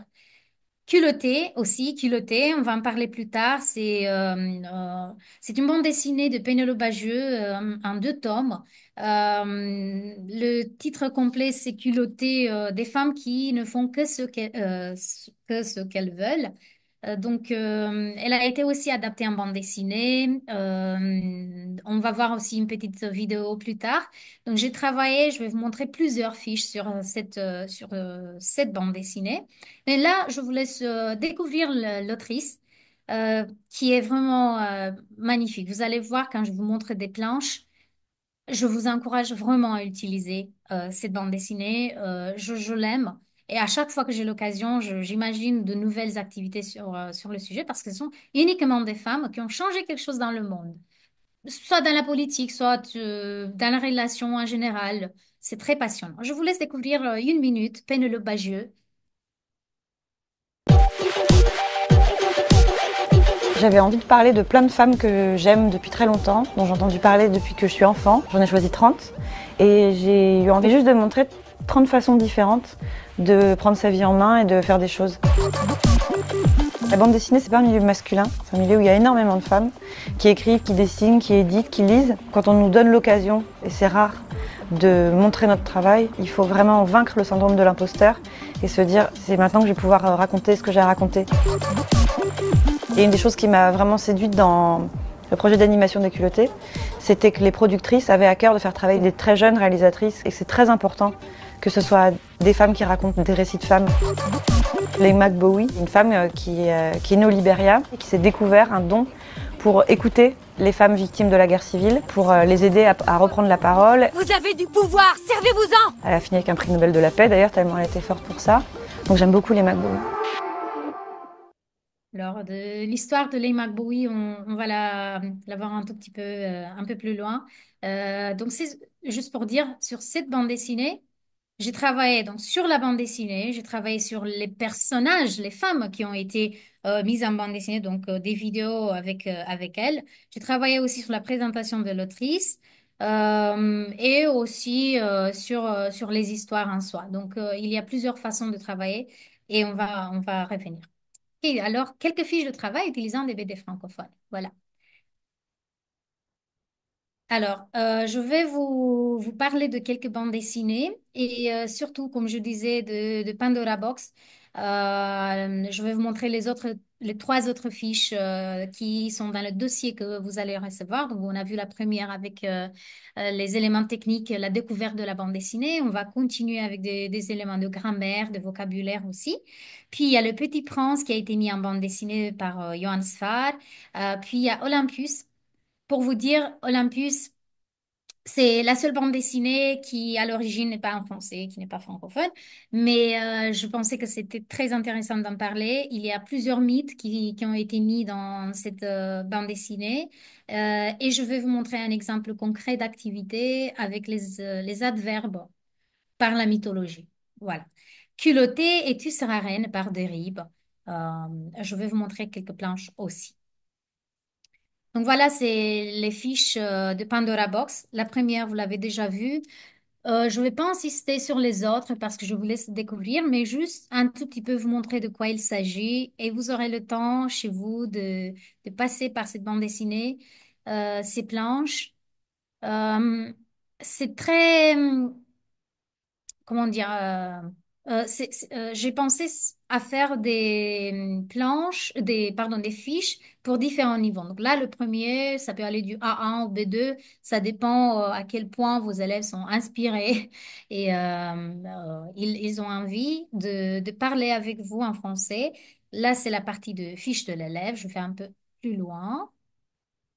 Donc, vous avez fiche du professeur. avec les réponses aussi et fiche de l'élève. La deuxième, c'est le mythe de Pandora en bande dessinée. Donc, c'est une fiche pour parler du mythe de Pandora et aussi parler de la bande dessinée. Donc, en même temps, là, vous avez le niveau B2, mais ça peut être adapté, ça peut changer aussi, vous allez voir. Les objectifs aussi, parler, esquisser le profil d'un personnage à l'aide d'une planche, reconnaître le mythe adapté, distinguer mythe ancien, mythe moderne, construire un scénario d'adaptation du mythe. Donc, voilà, c'est déjà le mythe, le français, la bande dessinée, il y a trois partie et c'est dans le tome 7 avec la colère, un autre péché qui est sorti de la boîte de Pandore. Donc voilà, déroulement de la séance et là vous avez l'objectif, vous avez l'activité, puis vous avez les réponses aussi. Je vous laisse découvrir ça chez vous et si vous avez des questions, à la fin, je vais vous donner mon contact. Si vous avez des questions, des choses que vous comprenez pas, peut-être j'ai réfléchi, j'ai pensé à quelque chose que vous voyez pas très utile, je serais contente d'avoir des retours sur ces fiches. Voilà. Il y a plusieurs pages, donc vous pouvez vous en servir. Là, c'est les adjectifs, la description physique. Voilà, vous pouvez utiliser tout ça. Je vais aller plus loin, mais comme je disais, vous aurez mon contact et si vous avez des questions, je serai là pour vous répondre. Alors, on continue. Là, c'était aussi sur... Donc, vous voyez, fiche 1, une des fiches, c'est pour le niveau B1, discours indirect au présent. Et c'est principalement cette planche que j'ai utilisée. Après, il y a décrire une personne, un personnage avec le mythe de Pandora, fiche de travail que j'ai utilisée de Pandora Box, puis décrire une personne, un personnage aussi, niveau renforcement de connaissances, donc c'est une autre étape de la leçon. Et voilà. Là, je vous disais, je vous ai parlé du Petit Prince qui a été adapté en bande dessinée. Et donc voilà, j'ai utilisé le Petit Prince pour enseigner le passé composé, ou plutôt pour réviser le passé composé. Et je vais vous montrer exactement la fiche que j'ai coupée en partie. Donc c'est ça la planche que j'ai utilisée comme départ. C'est une planche du Petit Prince en bande dessinée. Et on l'a analysée. Là, vous avez les objectifs visés, donc surtout le passé composé. Et là, pour la compréhension globale, donc découvrir la planche, répondre à quelques questions, voir quels sont les personnages, quelle est la relation. Donc là, c'était juste pour la compréhension globale. On n'était pas encore dans le passé composé. Puis, dans la compréhension détaillée et repérage, donc la deuxième étape de la leçon, vous allez voir comment identifier les verbes, le verbe au présent. Et puis, j'ai demandé d'identifier et de passer au passé composé. L'autre étape, c'est la systématisation. Et j'ai choisi un texte de cette planche que j'ai demandé aux élèves de passer les répliques des personnages au passé composé. Et puis, le réemploi ou la tâche collective. Vous voyez, j'ai supprimé, j'ai effacé le texte. J'ai demandé de remplir les bulles avec les répliques, des répliques au passé composé avec les verbes que j'ai donnés moi-même. Donc, j'ai imaginé, ils vont utiliser aider, être, venir, partir. Vous voyez déjà, j'ai bien choisi. Il y a des verbes aussi qui se conjuguent avec l'auxiliaire être, avoir, c'était fait exprès. Mais c'est pas uniquement pour faire des phrases, mais pour mettre un contexte. Donc, il y a le Petit Prince qui part avec un renard. C'est pas une phrase quelconque que j'ai demandé. Donc, c'est dans le cadre de l'histoire. Et ici aussi, il parle avec quelqu'un. Il faut tenir compte de personnages, des images aussi. Vous voyez, là, ils étaient sur notre planète. Et là, voilà, j'ai mis exprès le verbe trouver parce qu'on est en train de chercher quelque chose, de voir quelque chose. Donc, voilà. Vous avez ça dans la présentation. Vous pouvez l'utiliser, même 5 minutes au début d'un cours. Voilà. Et comme devoir pour cette leçon, c'était utiliser burstdessiné.fr. On va en parler à la fin dans les méthodes en ligne. Et on va voir comment on peut l'utiliser. Donc, on peut faire parler ces petits oiseaux euh, avec des dialogues, avec des répliques à notre choix. Mais ça, ce sera pour la fin. Et comme je vous disais, mythologie, adverbe. Premièrement, je me disais, je vais enseigner l'adverbe, mais j'aime bien cette bande dessinée. Comment faire pour combiner les deux? Donc voilà, Olympus. Et ici, il y a la fiche de travail. Et je vais vous demander, pour deux petites secondes de pause pour ma voix, d'interagir dans le chat et de me donner la réponse à cette question. Donc maintenant, vous êtes les élèves à nouveau. Qu'est-ce que vous choisirez comme réponse? La statue de Zeus et qu'est-ce qui marche bien? Écrivez dans le chat. A. Je vois A. Très, très, très, très. Ouais, d'accord. Donc voilà, vous avez ici des adverbes de quantité, de temps, donc des adverbes, mais on a la statue de Zeus par la bande dessinée. Avant, donc au début, si je vous montre rapidement, j'ai fait une petite introduction sur les mythes et la mythologie. Ils ont dit trouver la bonne définition, c'est quoi le mythe? On a vu quels étaient les mythes qu'ils connaissaient, puis s'ils connaissaient ces mythes de ces images, donc on a parlé un tout petit peu, et puis donc, on est passé à la bande dessinée. Voilà. Je vais vous faire le jeu un tout petit peu, donc un peu plus. Au début, j'ai demandé, est-ce que vous reconnaissez le personnage? C'est quoi comme personnage mythologique? Est-ce que vous pouvez l'écrire dans le chat? C'est qui? C'est qui dans cette image? Est-ce que vous le reconnaissez? Cyclope, Cyclope, Cyclope. Oui, voilà, vous le reconnaissez bien. Et maintenant, on travaille avec le Cyclope parce il semble comment? A, B ou C? Je vois, vous avez dit A, B, B, B, A. Ok, il semble bien effrayant, il semble vraiment effrayant, ça marche. D'accord. Donc voilà, aussi des adverbes. Et ainsi de suite. Si vous reconnaissez le personnage, on pose la question, puis on continue. Méduse. Et là, c'est un adverbe d'interrogation. Méduse transforme-t-elle les gens en pierre? Quelle est la réponse? A, B, C. Ok, ça peut aller, le 2. Et A et B, je vois dans le chat. Comment Méduse transforme-t-elle les gens en pierre? Ok, et là, ils ont les réponses par le regard. Pourquoi Méduse transforme les gens en pierre? Parce que soit elles se sentent menacées, et ainsi de suite. Donc voilà, je leur ai donné la possibilité de m'expliquer pourquoi c'est A ou pourquoi c'est B. Et ainsi de suite. Donc, dans la présentation, vous allez aussi recevoir cette partie sur les adverbes. Et ça, c'était la première activité. Puis, on a passé vers la description. Donc, comment il monte lentement, doucement, et ainsi de suite. Donc, pour utiliser des adverbes. Là, j'ai retiré les adverbes. J'ai retiré les adverbes de la planche et ils devaient trouver leur place dans l'histoire. Donc, voilà. Là, ce sont les adverbes. Et là, il faut les trouver. Et j'ai fait ça avec plusieurs cases de cette bande dessinée. Et puis, pour les adverbes aussi, je vais revenir sur cette image. C'est une image muette. C'est pas de la même bande dessinée, mais c'était pour conclure l'activité. C'est une bande dessinée, une planche muette, donc il n'y a pas de texte. Mais cette planche, elle nous dit tellement, elle nous dit autant de choses. Et vous voyez bien, il y a une action qui se déroule. Ça veut dire que pour décrire l'action, on peut utiliser les adverbes. Donc, comment l'action se passe? Lentement. Vous voyez, le temps passe lentement. OK? Et ainsi de suite. Donc, utilisez-la.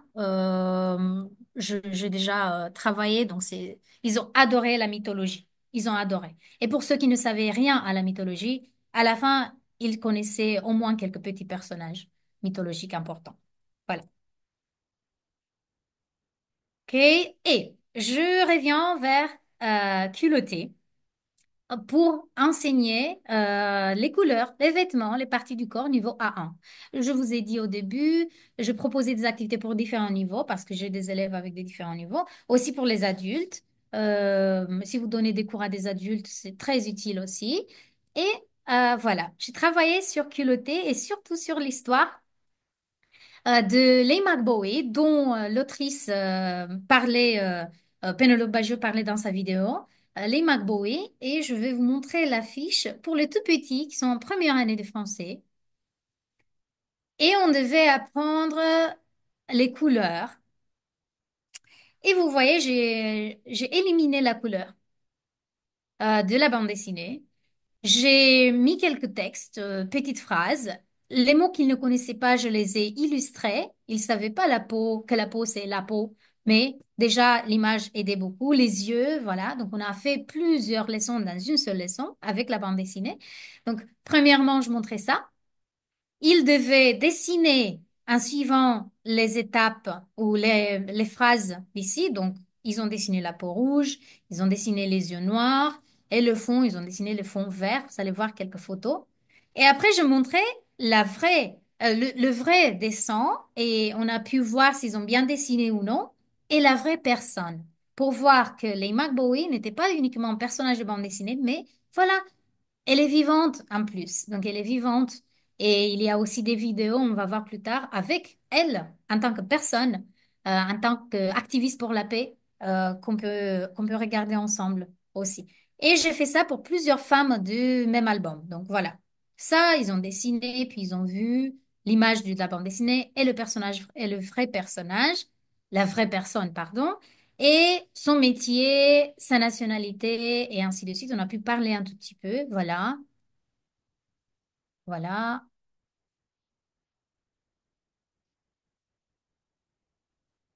OK. Et comme défi final, c'était de dessiner leur personnage à eux. Donc, moi, j'ai donné les phrases. Ils devaient choisir leur femme. Donc, une femme qu'ils ont inventée eux-mêmes. Et je vais vous montrer le résultat. Je vais vous montrer les résultats. Donc là, c'est mes élèves quand ils dessinent ce que je viens de vous montrer. Donc voilà, et ici, on a fait la comparaison. Donc vous voyez ici l'image que j'ai montrée. Et là, c'est le dessin de mes élèves. Et puis, ça, c'est la dernière activité. La dernière activité, vous voyez, ils ont dessiné leur femme. Et aussi, j'ai demandé de mettre l'année de naissance. Et s'ils pensent que leur femme est morte, écrire l'année de la mort. Mais sinon, ils peuvent laisser la place vide. Donc là, ils ont décidé, c'était un garçon, il a décidé de laisser une femme qui est née en 2008, et voilà. Voilà. Et ainsi de suite. Donc, vous voyez les personnages qu'ils ont dessinés. 1995 et ainsi de suite. Pour la même bande dessinée, pour un autre niveau, donc on va passer du A1 vers A2, pourquoi pas après pour le B1, B2, mais A2 plutôt, les femmes culottées. Donc là, j'ai préparé un tableau, vous allez le recevoir aussi, et j'ai demandé, vous avez 10 minutes ou 15 minutes, ça dépend de leur niveau, vous avez 10 minutes, vous prenez vos téléphones, vos portables, vous devez chercher les informations sur ces femmes. Date de naissance, pays, lieu de naissance, métier, pourquoi était-elle célèbre? Minimum 3 idées. Donc, pourquoi elle était célèbre et pourquoi elle est dans cette bande dessinée? Parce qu'on ne l'a pas choisie pour rien. Et ils ont fait ce travail, puis on a vérifié ce qu'ils ont trouvé d'intéressant, et puis on est passé vers la bande dessinée. Donc, ça, c'était une introduction de notre bande dessinée.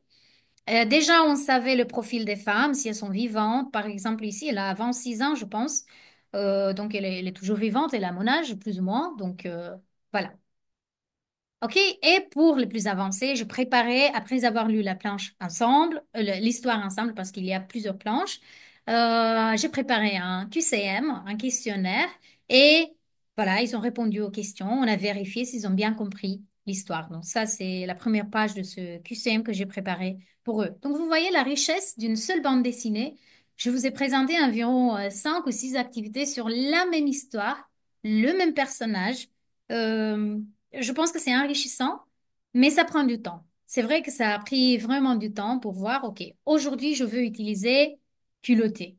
Mais aujourd'hui, j'ai une classe de cinquième, de sixième, de septième et ainsi de suite. Comment je fais? Et alors, j'ai dû adapter la même histoire à chaque classe. Ça a pris du temps, mais imaginez qu'à l'année prochaine, je vais les utiliser de nouveau. Donc, ça va pas prendre du temps l'année prochaine pour moi. Ça, c'est un plus. Tu seras reine. C'est une histoire assez simple. C'est une chronique qui suit les pas de Camille, une adolescente qui est un peu à la dérive. Elle a quelques petits problèmes et aussi ses parents qui ne s'entendent pas très bien. Et elle va chez son grand-père, pardon. Elle va chez son grand-père et là, elle voit la ferme, il y a des vaches et elle voit une autre vie. Et ce qui est super passionnant dans cette bande dessinée, c'est le dessin, les images que les élèves peuvent trouver vraiment intéressant. Parce que regardez ces images, moi, quand j'ai vu ça dans les planches, mais je me disais, mais c'est comme une photo. C'est vraiment une photo qui a été mise dans cette bande dessinée parce que c'est tellement vrai, c'est tellement puissant le dessin. Et là, ça nous permet de parler de saison, éléments naturels, activités, voilà, qu'on peut faire dans chaque saison, animaux. C'est vraiment très riche au niveau vocabulaire, niveau A1, A2, très, très riche. Pour continuer, sur mon site françaisprof.com, je vais vous l'envoyer à la fin aussi. Vous allez trouver des fiches, d'autres fiches que je n'ai pas mises dans cette présentation. Par exemple, cette fiche sur Boule et Bill, où j'ai pris uniquement ça, c'était toujours pour les petits, pour le cinquième, donc disons 10 ans, 11 ans, première année de français. Et ils devaient imaginer, et je vous montre leur travail. Dans la première partie, ils devaient imaginer le nom, parce qu'ils ne connaissaient pas Boule et Bill, le nom, le prénom du garçon, le prénom du chien. Et les présenter. Donc, vous voyez ici, je m'appelle, et ils ont dit Benjamin. Bon, il a dit qu'il s'appelle Benjamin, il a dit qu'il a 9 ans, il a dit qu'il habite à Paris, en France. Voilà, c'était leur hypothèse. Après, on a vérifié tout ça, voir s'ils ont bien défini. Est-ce qu'il s'appelle Benjamin?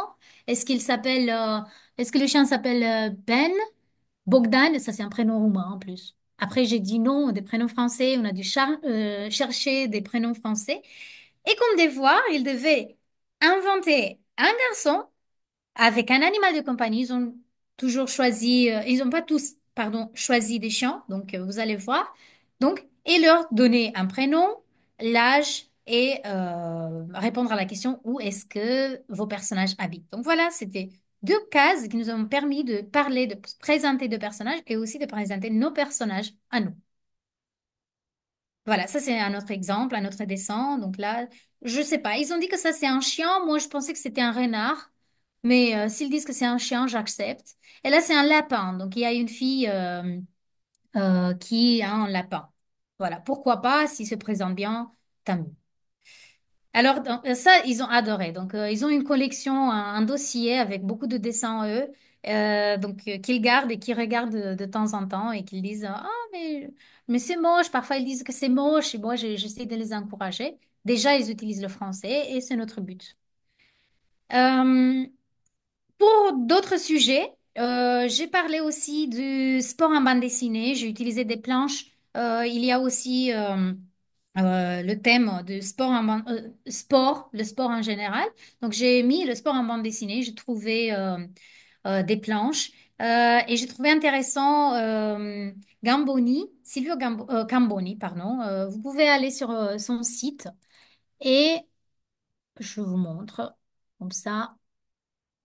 Et là, vous allez trouver des dessins. Si vous n'avez aucune idée, si vous ne savez pas comment éliminer un texte de quelques bulles, ou si vous n'avez pas le temps de chercher, ici, vous allez chercher des planches qui peuvent servir en classe pour différents thématiques. Voilà. Je viens de le découvrir quand j'ai choisi le sport en BD. C'était posté ici. Mais voilà. Voilà, par exemple. Ok, donc dans la présentation, vous allez trouver le lien. Le lien, c'est silviocamboni.com. C'est aussi, je l'ai mis dans la présentation. Et là, si vous allez dans Books, vous allez voir son travail. Disney Comics aussi, mais ça nous intéresse un peu moins. On n'est pas trop dans la francophonie. Mais je vous propose de le découvrir. C'est intéressant parce que surtout moi, j'ai trouvé ça intéressant comme, pour déclencher le thème du sport en bande dessinée. Voilà. Et des planches qui n'ont pas de texte, ou pas beaucoup. Voilà. Un autre sujet que j'ai trouvé intéressant, j'ai mis aussi la fiche de travail ici, c'est la sorcellerie en bande dessinée. Vous voyez, j'aime bien la mythologie, j'aime bien la sorcellerie. Je commence à embêter un peu avec, avec les sujets un peu bizarres, mais pour eux, c'est passionnant parce qu'ils vivent toujours dans l'irréel, très souvent. Et alors, pourquoi ne pas parler de sorcellerie en bande dessinée? Et vous voyez ici deux plans, j'ai retiré le texte, ils ont dû imaginer le sort, donc la magie, le sort qu'ils font, les mots aussi. Mais la fiche de travail, c'était un travail de 2 ou 3 heures, donc plusieurs cours.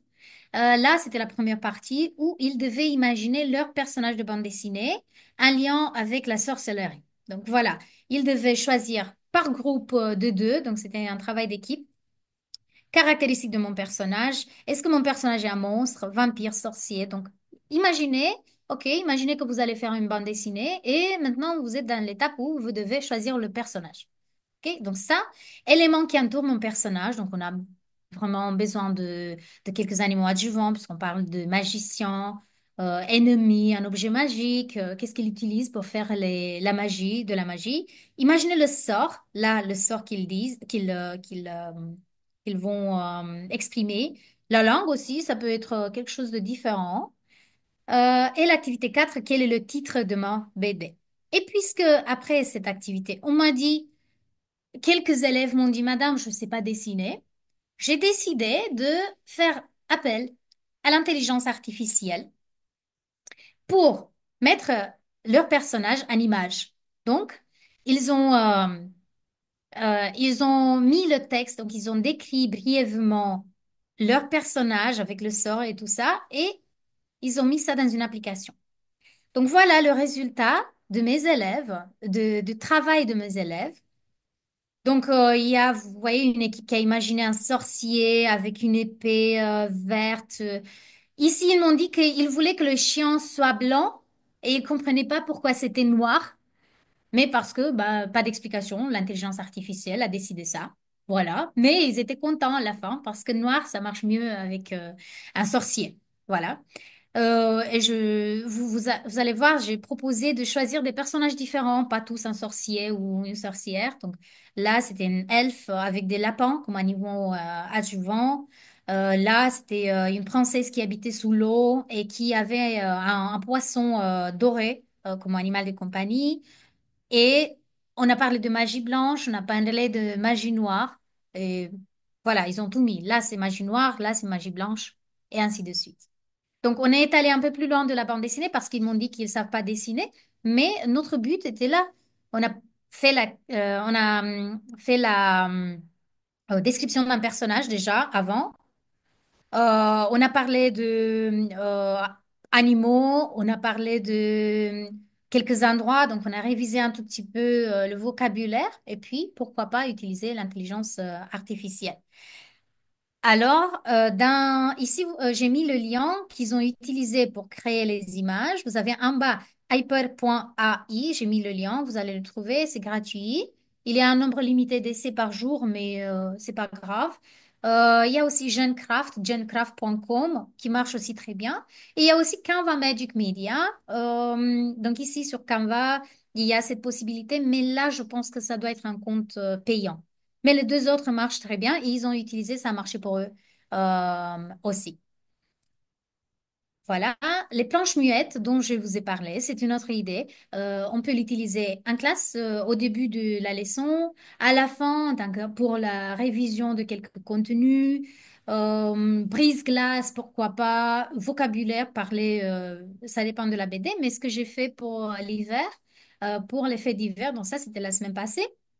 J'ai choisi Petit Père Noël que vous voyez ici comme point de départ déclencheur pour le thème de fête d'hiver. Voilà, on a dû décrire qu'est-ce qui se passe, mais avant de passer à l'histoire, avant de faire des phrases en français pour voir qui sont les personnages, qu'est-ce qu'ils font, quel est leur état d'esprit, on a fait ça.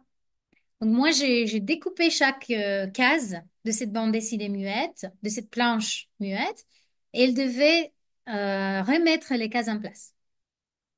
Donc ce que vous voyez là, ce sont mes élèves qui essaient de retrouver l'histoire. Puis bien sûr, on a confronté, on a vu la planche, cette planche, et ils ont regardé s'ils ont bien mis l'histoire, et puis ils ont expliqué pourquoi c'était pas correct, ils ont inversé des cases et ainsi de suite, mais tout était en français, ce qui nous intéresse, et ils étaient fascinés par ce petit Père Noël qui est très comique en classe. Voilà. Parce que je voulais vous proposer aussi, parler plutôt de quelques projets que j'ai fait avec les classes, mais de nouveau, c'est une idée pour vous. Si ça vous semble intéressant, vous pouvez le faire en classe aussi. Je vous dis juste que la bande dessinée et ce projet-ci de roman photo était pour eux très très passionnant. Ils m'ont dit qu'ils n'ont jamais rigolé comme ça en faisant un devoir parce que c'était un projet qu'ils devaient faire en dehors de la classe. On préparait ensemble, mais ils devaient le faire seuls. Ce que je vous montre là, Ça, c'est le roman photo. Donc l'idée de ce roman photo a été, tout a commencé à Sofia lors d'un forum euh, Créfeco et Profutur où on a dû imaginer aussi un projet qu'on peut mettre en place en classe. Donc là, je l'ai imaginé à Sofia et puis quand je suis rentrée directement, j'ai commencé le projet. Ils ont adoré. Vous voyez ici trois classes différentes. Mais c'est juste des groupes parce que on a eu le premier album avec 100 pages. Donc 100 pages avec plus de 40 histoires, je pense. Vous voyez le thème que j'ai. Donc j'ai imposé le thème consommer bio après avoir fait des activités sur l'environnement. J'ai demandé de faire une histoire sur consommer bio. C'est eux qui ont fait les scénarios, les photos, la mise en page. Moi, j'ai fait les corrections à la fin. Donc voilà, ça donne ça. Un petit voyage, là c'était le voyage et là c'était au magasin. Ils ont imaginé une histoire très intéressante avec un responsable de magasin qui a trouvé des produits périmés, qui était très fâché sur les employés. Mais finalement, l'histoire se termine très bien. Tout le monde est content parce que tout le monde mange des fruits. Voilà, c'est ça. Donc, je vous propose aussi ici l'évaluation du projet parce que c'était un projet thématique, mais c'est adaptable. Voilà, là, c'était pour une classe à niveau A2, donc j'ai dû être gentil, mais ça dépend ce que vous voulez faire avec vos élèves. Le thème peut aussi changer. C'est à vous, c'est votre contenu, c'est vos élèves, mais l'idée est là. Voilà. Si ça vous intéresse, ce serait intéressant de voir aussi votre travail. Si jamais vous le faites, je serais contente de voir ça. Alors, notre BD, ça, c'est un projet qu'on est en train de développer maintenant parce que j'ai un optionnel de bande dessinée avec plusieurs classes. Regardez pas, c'est pas terminé, c'est tout frais, mais on est en train de créer notre bande dessinée à nous, comme je le disais aussi avant. Euh, Vous voyez ici, on n'a pas encore mis le scénario, mais c'est les élèves qui ont fait le scénario. Là, il y a quelques fautes encore, mais c'est juste pour vous montrer on a commencé. Et quelles étaient les étapes? Première partie, on a imaginé les personnages. Comment sont nos personnages? Quelle est la relation entre les personnages? Et ils ont fait un petit résumé de l'histoire. Tout était en français. Et puis la deuxième partie est ce que Alcan disait, qu'il travaille par séquence. Là, on a travaillé par séquence aussi. Voilà, par exemple, séquençant, Alcan disait que, c'est pour ça que je disais que ce qu'ils ont dit pendant le débat, c'était intéressant aussi du niveau didactique, parce que Alcan disait qu'il aime bien travailler, il aime bien donner les descriptions dans les cases et les dialogues. Donc, c'est ce que j'ai demandé ici. Donc, ils ont mis, qu'est-ce qu'on va mettre dans la première case? Donc, description. Quels sont les dialogues? Dialogue, réplique. Hein. Donc, pour chaque partie, ils ont fait ça. Et puis, on a choisi les dessinateurs qui font maintenant leur travail. Bientôt, on aura notre bande dessinée à nous. Je m'approche de la fin, ne vous inquiétez pas. Là, c'est un projet qu'on a fait pendant mes études à la fac. Je parlais d'Olivier Noël qui est là et Adelina, j'espère qu'elle est là. On a eu une équipe de bande dessinée. C'était un concours où les élèves du département ont envoyé des scénarios. On a choisi les meilleurs scénarios. On avait des dessinateurs de l'université d'art qui ont mis en image, qui ont mis en BD leur histoire. Ça, c'est une autre idée de projet que vous pouvez faire. Si vous avez des élèves doués en dessin, c'est juste une idée. Alors, bande dessinée, dessin animé. Euh, Ici, comme je disais, il y a beaucoup de bandes dessinées qui ont été adaptées en dessin animé, film, œuvres littéraires. Les cahiers d'Esther, je vous disais que c'est mon coup de foudre. Donc, je vais vous laisser une minute regarder une partie d'un épisode, Le chanteur mort, que j'aime beaucoup. Donc, c'est la même histoire de la bande dessinée qui a été mise en dessin animé. Je vous laisse voir une minute rapidement, comme ça vous découvrez. Si ça vous intéresse, vous l'utilisez en classe aussi.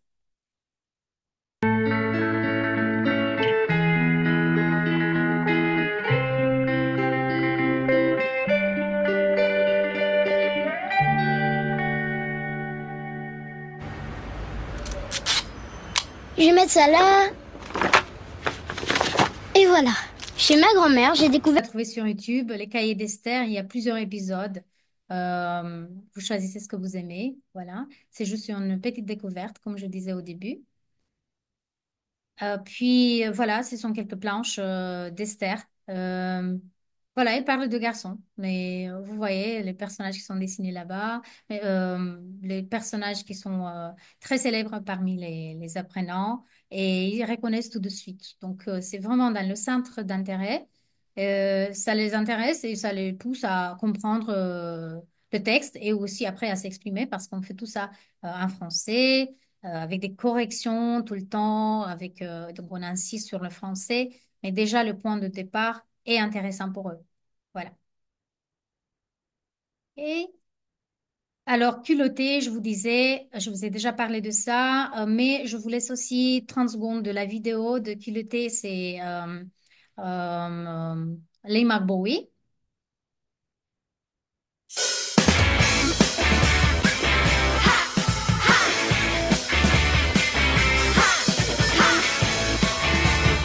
Maman, j'y vais. Elle grandit dans une culture à la fois africaine et américaine. Salut les filles. En 1989, Charles Taylor, chef d'un groupe de rebelles, s'empare violemment du pouvoir. Attention, maman! Voilà, et là vous avez Leigh Bowie, la vraie Leigh Bowie, qui parle. Bon, ça c'est un anglais. Pour introduire le sujet, c'est pas grave, pas 1 minute pour introduire le.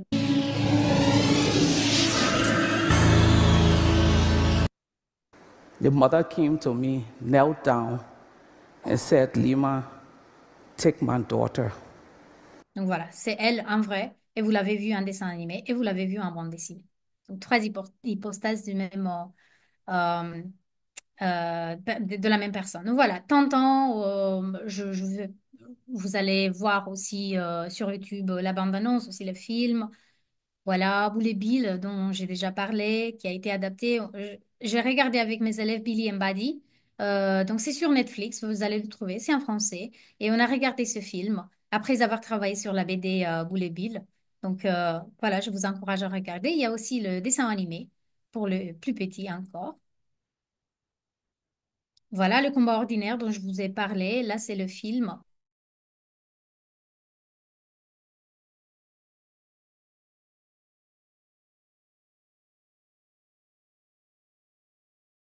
C'est Marc qui cherche un peu l'inspiration.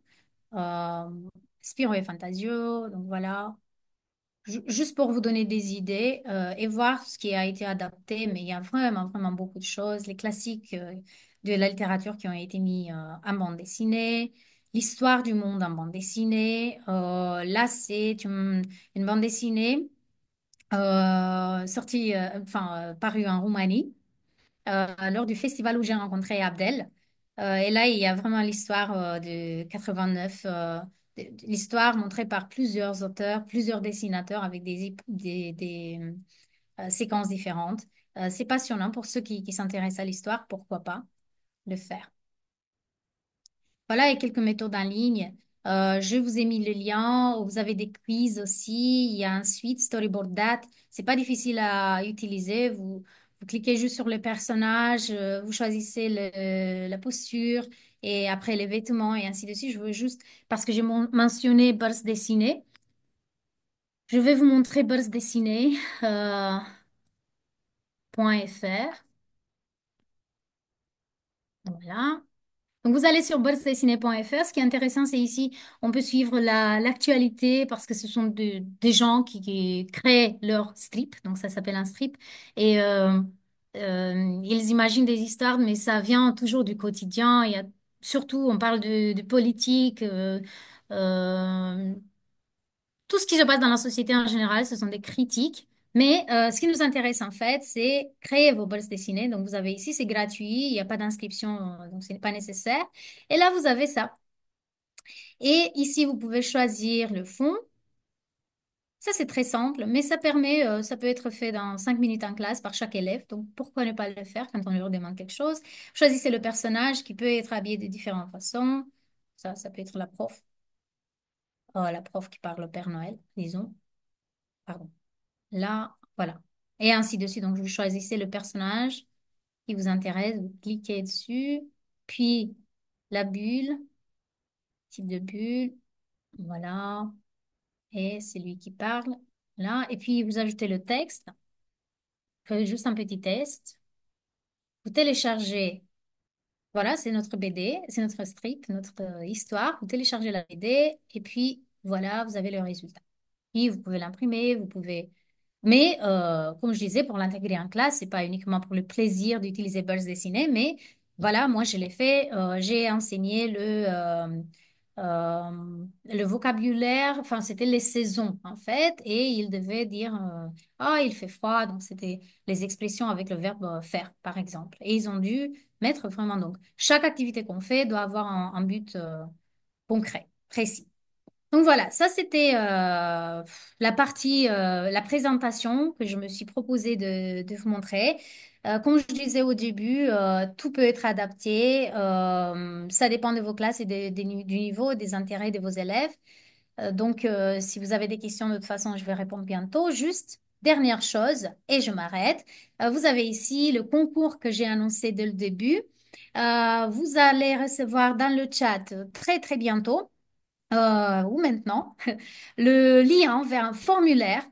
Et vous avez jusqu'au 11 janvier de répondre à ce formulaire, partager les propositions créatives où la BD devient un support pour l'apprentissage du FLE. Donc, est-ce que vous avez fait des activités avec la bande dessinée en classe? Est-ce que ça a bien marché? Alors, remplissez ce formulaire et vous pouvez gagner une bande dessinée. C'est maman qui commande. Donc, les 5 meilleures idées, bon, les plus inspirantes, les plus passionnantes, interactives, vont gagner des prix. Donc, voilà, c'est ça le but. Si vous allez sur le formulaire, vous avez les questions, nom, prénom, voilà, titre de l'activité, thème ou niveau. Titre et auteur de la BD, donc qu'est-ce que vous avez utilisé comme support parce que c'est important. Quel est l'objectif? Donc linguistique, est-ce que c'est pour enseigner quelque chose de grammaire? Est-ce que c'est pour la culture? Quelle est la consigne? Donc qu'est-ce que les élèves doivent faire? Déroulement de l'activité, décrivez un tout petit peu comment ça se passe, cette activité, qu'est-ce qu'on doit faire en classe pour comprendre. Et après, à la fin, les idées qui vont gagner les bandes dessinées ont la possibilité d'être publiées pour les autres professeurs, pour que tout le monde ait accès à vos idées. Si vous nous donnez l'accord ici, on va faire la recherche, on va les publier après. Donc voilà, c'était ça. Et si vous avez des questions, vous pouvez m'écrire sur mon site françaisprof.com. Dans le chat, vous allez recevoir la partie contact. Donc, si vous avez des questions, n'hésitez pas, je réponds très vite. Si vous avez besoin de quelque chose ou de propositions, voilà, vous avez le lien dans le chat. Là, c'est le contact. Vous m'écrivez et on se tient au courant. On peut collaborer, pourquoi pas, faire des activités ensemble. Peut-être si vous avez des idées. Voilà. Désolée, j'ai beaucoup parlé, je sais, mais il y avait beaucoup de choses à dire, donc je m'excuse, mais je suis toujours à la limite. Très bien. Eh bien, merci beaucoup, Bianca, pour cet excellent webinaire. Et on passe à la partie questions-réponses. Donc, vous avez la Oui, oui. possibilité on se laisse, on a encore un peu de temps, donc on se laisse 10 minutes, 10 à 15 minutes. Donc, si vous voulez poser vos questions dans le chat ou enfin, dans le fil de discussion, pour être tout à fait francophone, ou donc en utilisant, donc en levant la main, donc vous pouvez lever la main et on vous donne la parole. Vous pourrez allumer votre caméra et votre micro et poser une question à notre intervenante. Alors n'hésitez pas, allez-y, hein, ceux qui veulent se manifester. Oui, on peut répondre. Alors sinon, il y avait une question d'Anne-Marie Polo que j'avais notée. Donc l'intéressant pour nos profs, c'est le passage de la BD au roman photo. Qu'est-ce que la BD apprend et est qu'est-ce que la BD apprend et est transposable? Quelle démarche, temps passé, etc. Je ne sais pas si vous Ouais. pouvez répondre à cette question. D'accord, oui. Bien sûr, bah, le roman photo, vous avez vu, la mise en page, c'est la bande dessinée, en fait. Juste qu'on ne dessine pas les personnages, les actions, on les met en photo.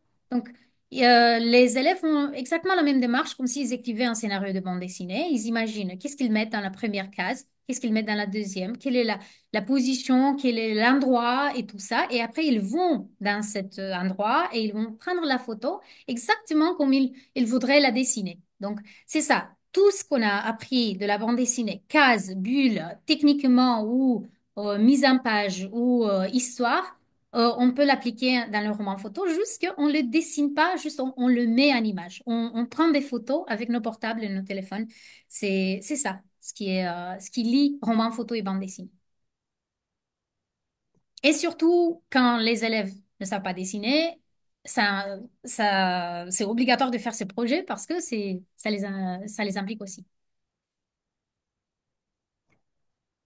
Oui, Merci j'espère Bianca. que j'ai répondu à la question. Euh, oui, Je pense qu'à un moment donné, j'ai vu une il y a question. une question. Pardon, excuse-moi Bianca.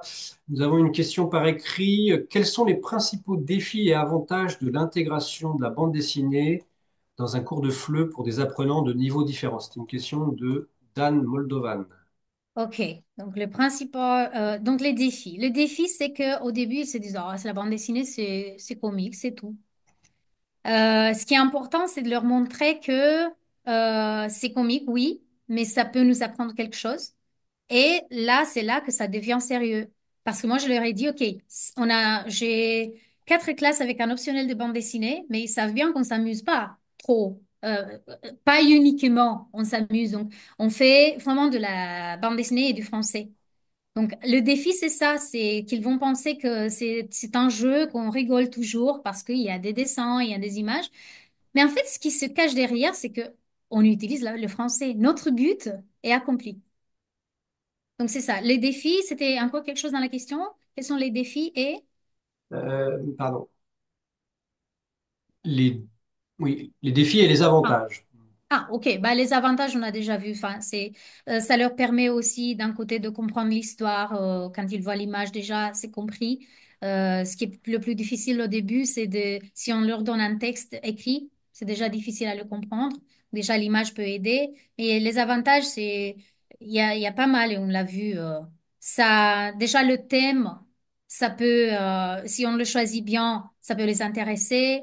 Le style de dessin aussi, si on le choisit bien, on va pas trop utiliser le noir et blanc, par exemple, pour le débutant, parce que déjà, c'est noir et blanc, c'est pas très attirant. Puis il y a le français aussi. Donc, voilà, c'est ça.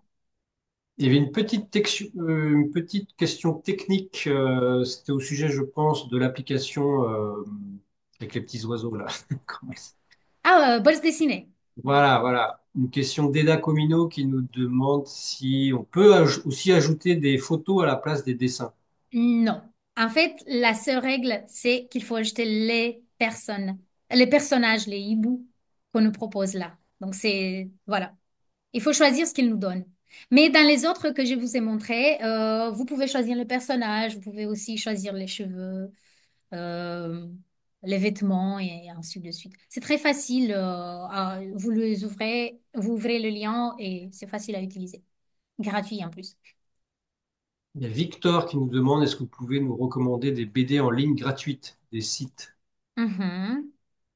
Hmm, des BD en ligne gratuits. Déjà, si vous cliquez, si une certaine BD vous intéresse, si vous allez dans Google Images, Google Images, vous allez trouver, c'est sûr, 2 ou 3 planches de chaque bande dessinée que vous voulez voir. Déjà, c'est ça, ce que j'ai fait moi.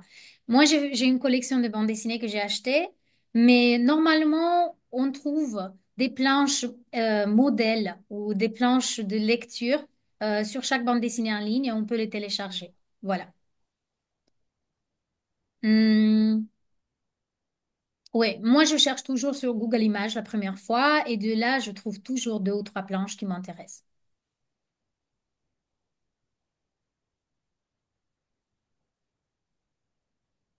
Voilà. Est-ce qu'il y a d'autres questions? Écoutez, j'en profite pour remercier encore une fois Bianca Daraba euh, pour ce webinaire, pour ces partages d'activités, toutes ces idées de classe. Et puis nous a refait aussi découvrir deux auteurs francophones, Abdel de Bruxelles et Alcante, pour ceux qui ne connaissaient pas.